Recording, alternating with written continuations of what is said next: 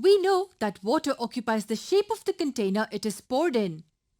So if we have water in a beaker, then we see that water takes the shape of a beaker. What is this shape? It is a cuboid which is filled with water. But if we now pour this water into another container, say this hemispherical ball, then we see that the water has the shape of a hemisphere. However, the amount of water is the same in both the containers. Yes, the volume of water will not change if we are transferring it from one container to another. Not only water, in fact this is true for any object which we are converting to another object. The volume of the original shape and the volume of the new shape will always be the same.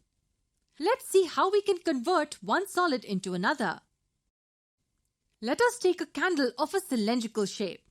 We melt this candle and pour the molten wax in some other container, say conical flask. After some time, we get the shape of a candle as a cone. Here, the volume of this cone will be the same as the volume of the cylinder. Let us do one more example on this. Here is your question.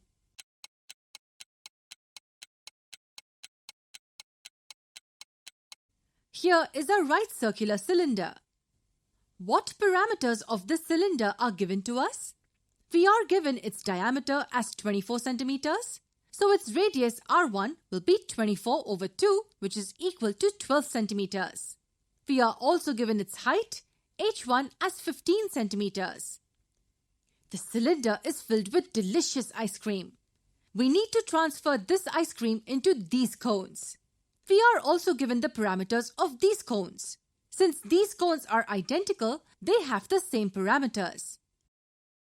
Their height H2 is 8 centimeters and their diameter is 4 centimeters. So what will be their radius? The radius R2 of each cone will be 2 centimeters. So we know that the volume of ice cream in the right circular cylinder is equal to the volume of ice cream in all the cones. Are these the only two solids that we are given? Can you find some other solid from the question?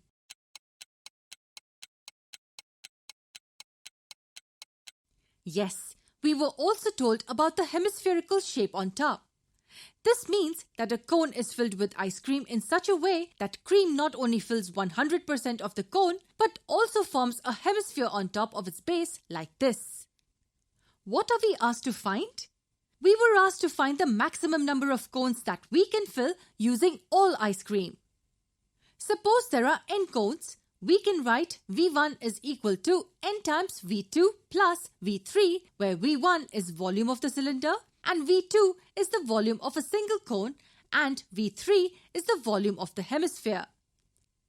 Don't forget the volume of hemisphere here. We call this equation 1. What is V1? It is pi times R1 squared H1. What is V2? It is 1 over 3 times pi R2 squared H2. And V3 is 2 over 3 pi R2 cubed.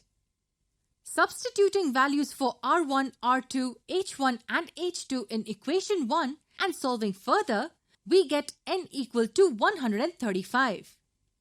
So we will get 135 cones. I bet you would like to get your hands on these now, wouldn't you?